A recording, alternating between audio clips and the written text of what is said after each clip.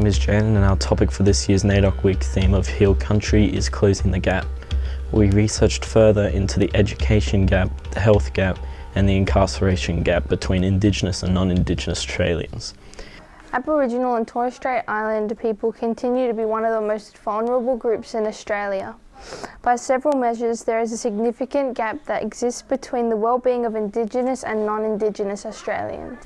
Education is one major area of the gap, with 49% of Indigenous students attending school regularly, while 70% of non-Indigenous students are attending school regularly.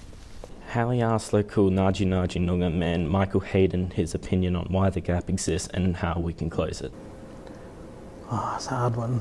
And my view is we need Aboriginal people to run programs and services for Aboriginal clients because we're the best and we know them better than others. So we do have health service like Aboriginal medical services. What you guys do in education space is pretty good. It's improved a lot from when I was here.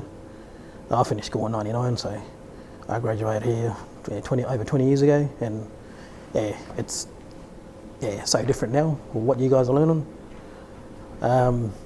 Employment side, when the World War II ended, a lot of migrants come across, and they were given cheap land or bought land for next to nothing, and that's how they started the farm, and that's how they created wealth. Whereas we was never a part of, or allowed to be a part of what they call the economy. So we didn't have businesses or land holdings or anything like that. We were excluded from that.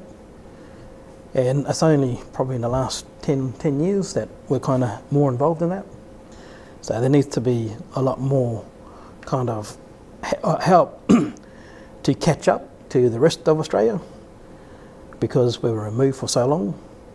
The national imprisonment rate for Aboriginal and Torres Strait Islander adults is 15 times higher than non-Indigenous adults. Although they only make up 3% of the national population, Aboriginal and Torres Strait Islander people comprise 28% of Australia's full-time adult prison population. These statistics are worse for youth in detention. In WA, Aboriginal youth are 21 times more likely to end up incarcerated than non-Indigenous youth. The National I asked WA Police Sergeant Andrew Galbraith his opinion on closing the gap. How do you feel about the rates of Indigenous incarceration in our country? It's pretty hard to argue that Indigenous people are overrepresented in our criminal justice system, and they are, and we as police, we deal with, quite a few people of an Indigenous background or people that identify as Indigenous people. Certainly we're in a positive place now that we can make a difference with those things. Through incarceration comes, a disconnect from country and the people and those places that we were talking about before, which really is a tragic shame. So if we can keep people out of the criminal justice system and keep them from having to spend time in jail away from their country and their people and their culture, then that's, the best possible result for us. So we certainly try to do that. Yeah, so closing the gap it's a big focus for the police at the moment. We have what's called a reconciliation action plan, which basically is a way for the police to, put our hands up and say we haven't done that well in closing the gap in the past, and we're looking to innovate and come up with new ideas on how we can close that gap. So for us at Merredin Police, we very much have a focus on things like reducing youth crime, reducing the incidence of family violence in our community, and also just reducing Aboriginal offending and victimisation as a whole. So that's a focus for us, and we're very lucky somewhere like Merredin that we can speak to people on the ground level and really have a positive influence and try and address some of those issues by liaising with not only us as the police, it's a whole of community thing, so we like to broaden our horizons and generate some diversity of thought and thinking about how we can tackle the issues, and collectively, everyone included, hopefully we can close the gap. Aboriginal and Torres Strait Islanders have a shorter life expectancy than non-Indigenous Australians. One of the main causes for this life expectancy gap comes from that chronic illnesses such as diabetes, heart disease and cancer. Diabetes are 3 times more prevalent to happen in Indigenous Australians than it is in non-Indigenous Australians.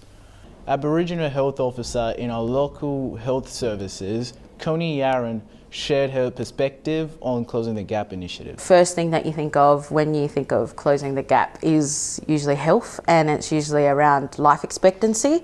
But in saying that, there's a lot of different things that contribute to that life expectancy. So one thing that we research a lot and focus on, and our work is around, is the smoking rates. So smoking is the leading cause of disease and injury in Aboriginal communities. So 41% of Aboriginal people tend to take up smoking, whereas towards the non-Aboriginal people it's 14%. So it's obviously quite a very big gap. So we try to sort of promote and educate people on like the effects of smoking and how it harms your health. Also, smoking obviously is a risk factor for chronic illnesses and diseases, and Aboriginal people are experiencing chronic illness at a younger age than non-Indigenous people, and yeah, so that's another contributor to the life expectancy gap. The system isn't really built for Aboriginal people and wasn't built with Aboriginal people in mind. So some of the things that work really well with non-Indigenous communities don't translate in the Aboriginal community, because we obviously have a different culture and way of life and the way that we live our lives day to day.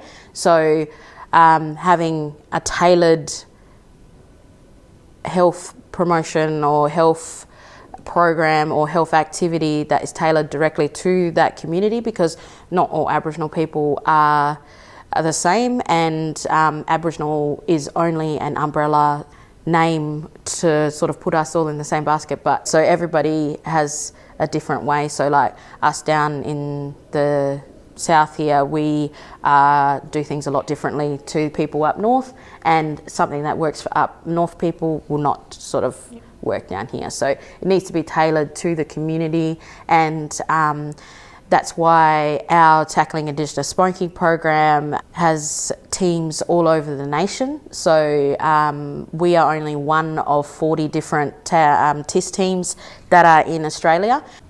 Yeah, so we try to use the method of what is called upstream thinking. Do sessions called karda and ngamma, which is smoke knowledge.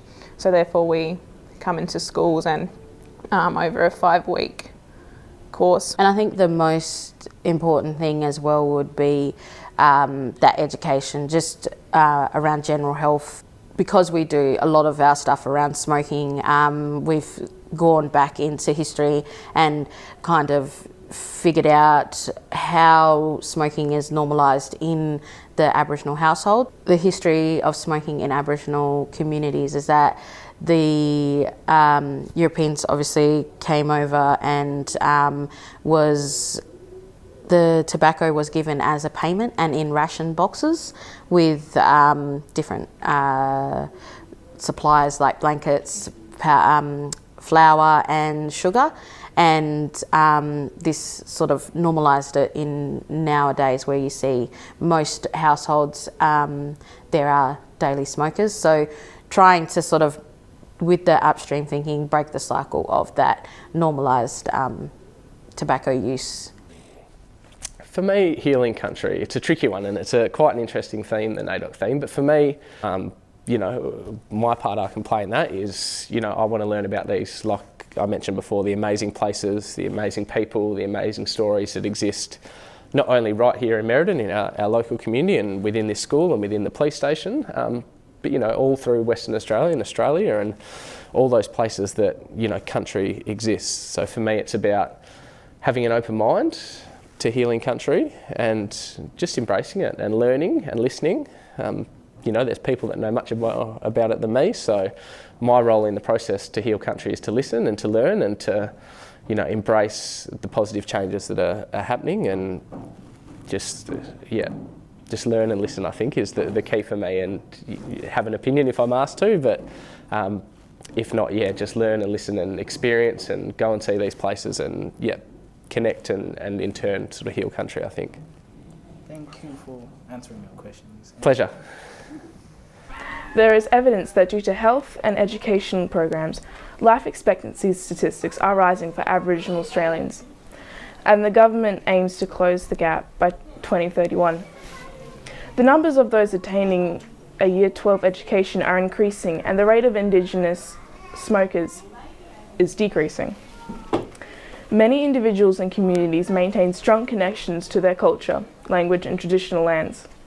Acknowledging the causes and working together to close the gap is one way we can all heal country. 2021 NAIDOC Week theme, Heal Country, to me means that everyone can come together and celebrate as a whole and put a stop to the differences.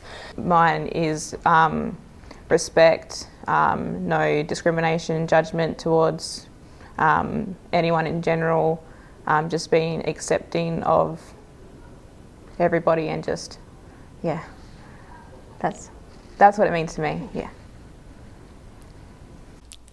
Thank you for watching our 2021 NAIDOC Heal Country series.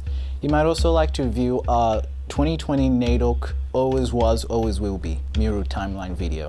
A huge thank you for the wonderful community members who shared their stories and knowledge with us during this project. If you'd like to be a part of future projects, please contact us. We'd love to hear your feedback and perspective on how we can all work together to heal country.